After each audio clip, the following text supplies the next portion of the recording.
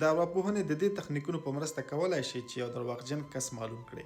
یعنې کله چې له تاسې سره یو څوک غږیږي او غواړي چې پوه شئ درواغ وایي که رښتیا، نو له دې تخنیکونو څخه ګټه واخلئ، حتما به پرې پوه شئ. کوشش وکړئ د غږیدونکي کس سترګو ته ځیر شئ. که چیرته د خبرو پر مهال یې خپلې سترګې ښي اړخ ته پورته کولې، په دې معنا چې خیال پردازي کوي او درواغ وایي، ځکه چې په ارواپوهنه کې ښي اړخ ته پورته کتل د خیال پردازۍ په معنا ده، په دې معنا چې له ځانه کیسې جوړوي.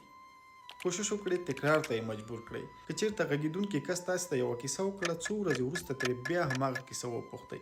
د درواغجن حافظه کمزوري وي، نو حتما به په جزئیاتو کې کمی زیاتی کوي. په دې توګه تاسې پوهېدلی شئ چې دا کیسه رښتیا وه او که له ځانه یې جوړه کړې وه او درواغ وه. سم غوږ ونیسئ. که د خبرو پر مهال د غږیدونکي کس خبرو ته دقیق غوږ کیږدئ، نو حتما پکې د ټکر نقطې پیدا کولی شئ. مثلا یو څوک وایي چې زه ډیره حوصله لرم، اما څو دقیقې وروسته بیا د خپل ورور سره د جنګ کیسه درته کوي یا د خپل ګاونډي سره د جنجال کیسه درته کوي.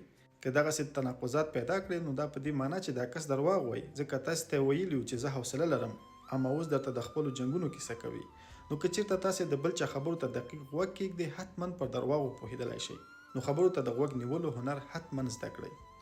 کوشش وکړئ سترګو ته یې ځیر شئ او هممهاله لږ څه مسک شئ. په دې توګه نو که چیرته غږیدونکی کس درواغ وایي، تر سخت فشار لاندې راځي او کوشش کوي له تاسې څخه سترګې واړوي او همدارنګه په خبرو کې یو ډول لړزه پیدا کیږي. که چیرته دغه نښې مو ولیدلې، نو حتما پوه شئ چې کس درواغ وایي. بدنۍ ژبې یا باډي لنګویج ته یې متوجه شئ. که چیرته غږیدونکی کس د خپلو خبرو خلاف باډي لنګویج کاروي، په دې معنا چې درواغ وایي. مثلا تاسې ته وایي چې زه ښي لوري ته لاړم، اما په سترګو کې چپ لوري ته ګوري یا چپ لوري ته اشاره کوي، دا په دې معنا ده چې دا کس درواغ وایي.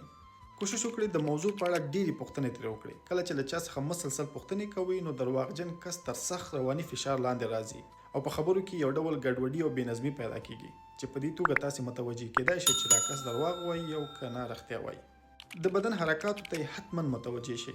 درواغجن کس اکثره غیر عادي او غیر معمولي حرکات ترسره کوي. مثلا له حده ډیره ګیره ګروي یا څټ ګروي یا یو بل ځای مسلسل ګروي، چې دا په خپله د درواغو ویلو په معنا ده. همدارنګه د غږیدونکي کس د غږ لوړوالي او ټیټوالي ته متوجه شئ. غیر عادي غږ لوړېدل او ناڅاپي ټیټېدل په خپله هم د دې معنا لري چې دا کس درواغ وایي، ځکه په دې توګه غواړي چې خپله ویره پټه کړي. جزئي پوښتنې وکړئ. کله چې تاسې جزئي پوښتنو ته ځئ او د هغه ځواب ډېر لنډ وي، په دې معنا چې درواغ وایي، ځکه هغه کسان چې هڅه کوي خپلې خبرې پټې کړي، خبرې ډېرې لنډې کوي تر څو تاسې ډېر جزئیات ترلاسه نه کړئ او ډېرې پوښتنې ونه کړئ. که چېرته دغه نښه هم لري، نو پوه شئ چې دا کس درواغ وایي.